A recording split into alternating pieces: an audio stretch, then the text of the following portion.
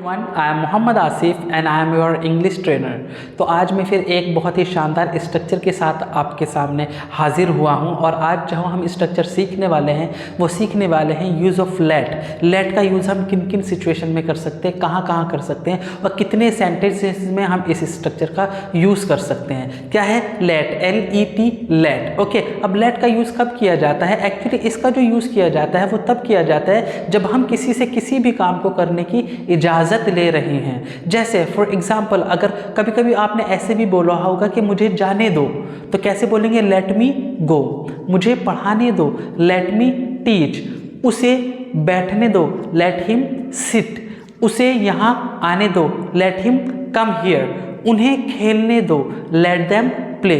मुझे बोलने दो, लेट मी स्पीक। तो एक तरीका तो क्या है हमारे सेंटेंस का, ये है कि जब हम किसी से ये कहते हैं कि मुझे ये काम करने दो, मुझे जाने दो, मुझे बोलने दो, तो हम इस तरह से सेंटेंसेस बनाएंगे।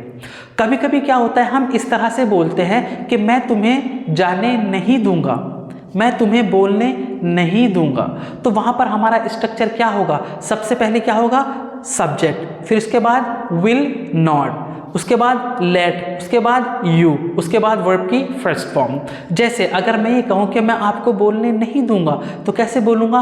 आई will not let you speak. मैं उसे सोने नहीं दूंगा, I will not let him sleep. वो मुझे पढ़ने नहीं देगी, she will not let me study. So इस तरह से भी हम लेट का यूज़ कर सकते हैं। लेट का यूज़ हम पास्ट में भी कर सकते हैं। किस तरह से कर सकते हैं पास्ट में? जैसे कभी कभी हम शिकायत करते हैं। किस तरह से शिकायत करते हैं कि कल आपने मुझे पिज़्ज़ा नहीं खाने दिया था, you did not let me eat pizza. उसने मुझे यहाँ नहीं आने दिया था, she did not let me come here. आपने मुझे सोने नहीं दिया था, you did not let me sleep.